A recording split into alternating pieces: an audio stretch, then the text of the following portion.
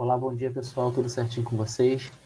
Espero que sim, espero que todos estejam bem, todo mundo com saúde, firme e forte. Daqui a pouco a gente está junto novamente, tá bom? Vamos hoje começar a revisão para as provas bimestrais, tá?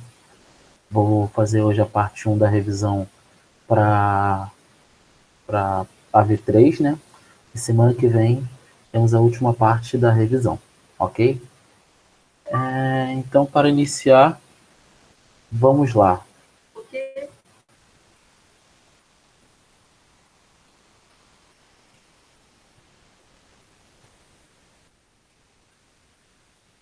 Aqui em tela cheia para a gente poder observar.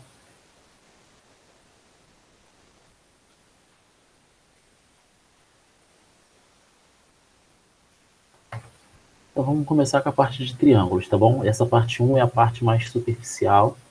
Ainda hoje a gente vai abordar a parte 2, que é a parte mais de aprofundamento, tá? Vamos fazer uma introdução breve. Linha poligonal aberta. Linha poligonal aberta é formada por segmentos de retas consecutivos e não colineares, ou seja, segmentos de reta que não estão alinhados da mesma reta e que não se fecham. É justamente poligonal por ser consecutivo e não colinear, e aberta porque não se fecha. Linha poligonal fechada, ou também chamada de polígono, é uma figura geométrica cuja palavra é proveniente do grego, que quer dizer poli, muitos, gonos, ângulos. Um polígono é uma linha poligonal fechada formada por segmentos consecutivos e não colineares, que não se fecham. Então, todos esses três exemplos aqui são linhas poligonais fechadas, ou também chamados de polígonos. O polígono ele pode ser convexo ou côncavo. Isso aí é uma classificação quanto à convexidade, que a gente chama.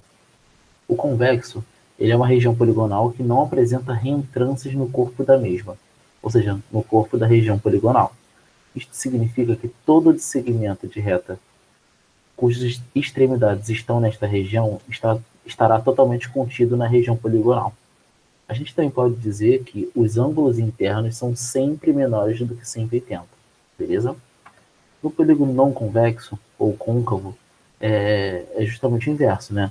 Ele é uma região poligonal que apresenta essas reentrâncias no corpo da mesma, tá vendo? Essa reentrância aqui, ó. Ela possui segmentos de reta cujas extremidades estão na região poligonal, mas não estão totalmente contidos nessa região poligonal. Por exemplo, aqui, ó, tá esse segmento de reta e essa parte está fora. Ou a gente pode dizer que existe pelo menos um dos ângulos, ele é maior que 180. Olha esse aqui, ó. Ele é maior que 180. Beleza? Polígono regular é todo aquele que possui todos os lados congruentes e ângulos internos também congruentes. Irregular é justamente aquele que não possui essas características. Beleza? Nome dos polígonos. E aí cada nome depende do número de lados, né? E pode ser triângulo, quadrilátero, pentágono, hexágono, heptágono. E a gente tem nome até 20 lados, que é o icoságono. Beleza? Agora vamos nos ater um pouco mais a triângulos.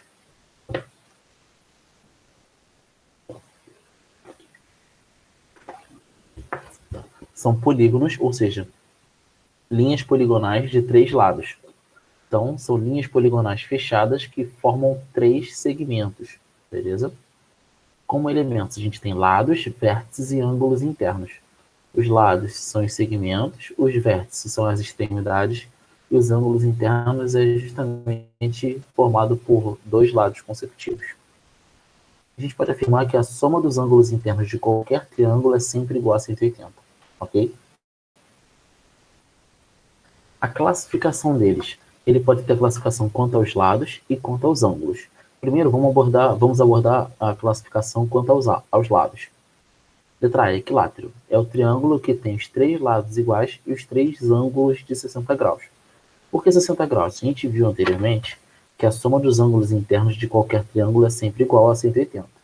Como os 3 lados são iguais, os 3 ângulos também são iguais. Então, se eu pegar de 180 e dividir por 3, eu vou ter 60 graus. Então, o ângulo interno do triângulo equilátero é de 60 graus.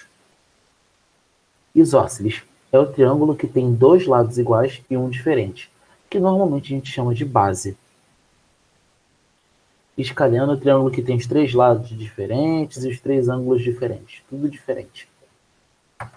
Agora a classificação quanto aos ângulos, ele pode ser retângulo, que é o triângulo que possui um ângulo reto, ou seja, com medida de 90 graus. Acutângulo, que é o triângulo que possui os três ângulos agudos, ou seja, menores que de 90 graus, desculpa. E triângulos obtusângulos, que é o triângulo que tem apenas um ângulo obtuso, ou seja, maior que 90 graus. Beleza? Essa é a primeira parte. Ela é bem superficial, hoje a gente vê isso com maior normalidade. A gente teve uma dificuldadezinha de ver isso anteriormente, mas é porque era novidade. E agora, como a gente já está tratando um bom tempo, a gente já tem familiaridade nesse assunto, tá? Vamos falar agora que é a parte 2 de triângulos, que é o aprofundamento, tá? O que são sevianas?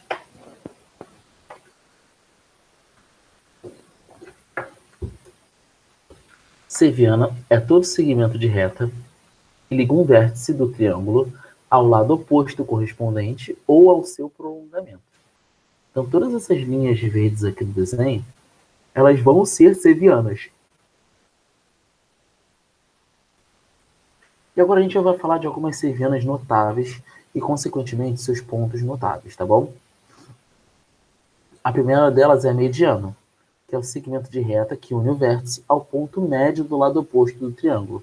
Então, aqui nesse exemplo, a gente tem um vértice A e o ponto médio do lado oposto, que é o MA. E aí, a gente tem a medida da mediana, tá bom? Seu ponto de encontro, ou seja, como a gente tem três lados, a gente vai ter três medianas. E todas elas se encontram num único ponto, que a gente chama de baricentro. Ela divide cada uma, esse ponto divide cada uma das medianas na proporção de 1:3, a partir do ponto médio do lado. Então, ó, eu tenho um ponto aqui. Eu tenho um ponto aqui que é o baricentro. Então, eu posso falar que a distância do ponto médio até o baricentro é 1/3 do total.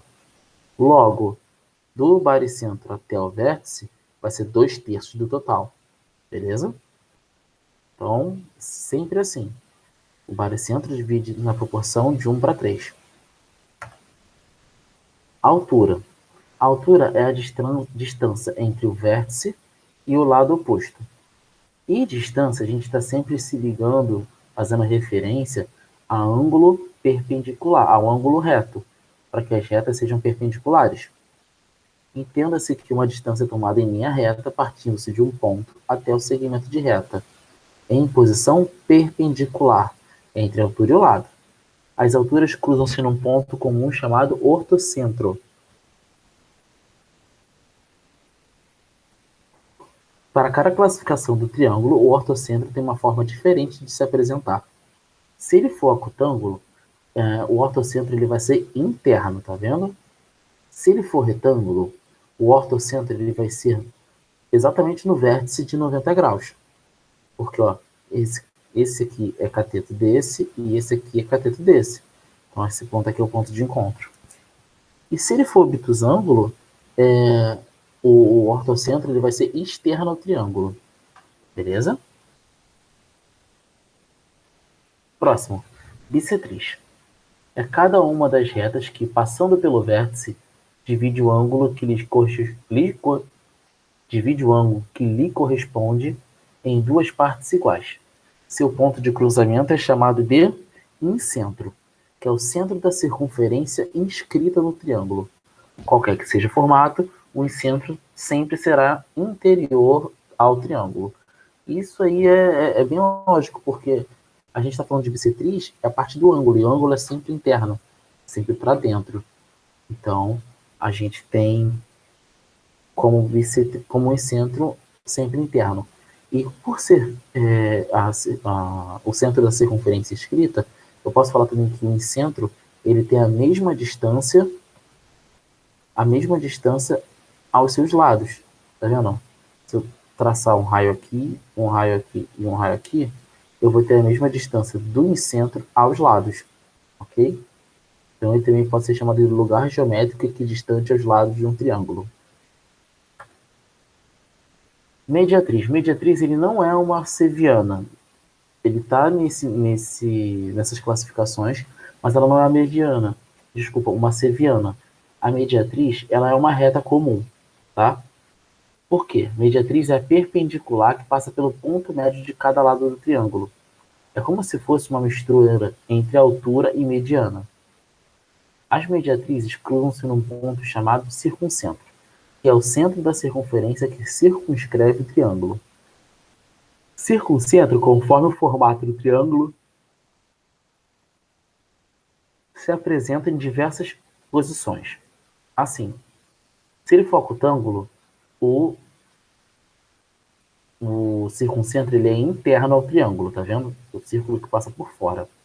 Se ele for retângulo, o centro, o circuncentro, vai ser no ponto médio da hipotenusa. E se ele for obtusângulo, o circuncentro é externo. Perceba também aqui que qualquer um dos exemplos, a distância do circuncentro até o vértice é igual, que é o raio da circunferência. Então, posso dizer também que circuncentro ele é o lugar geométrico equidistante aos vértices do triângulo. Beleza? E aqui tem um resumo legal para a gente poder verificar, tá? As classificações quanto a ângulos e lados. A linha angular, a soma é 180, os pontos de encontro, as sevianas e exclusivamente a mediatriz. Perceba que está aqui separado, tá? É isso, pessoal. Aqui foi uma revisão para a gente poder iniciar. Semana que vem a gente vai revisar as construções de triângulo, algumas delas, né? E é isso aí, pessoal. Tendo qualquer dúvida, é só me chamar. Eu vou estar sempre online. E é isso, tá? Eu vou só encerrar a aula aqui para que a gente possa começar a retirada de dúvidas online, tá bom? Mas é isso aí, pessoal. Mando um beijo a todos. E até daqui a pouco. Qualquer coisa, estamos aí, tá bom? Beijo.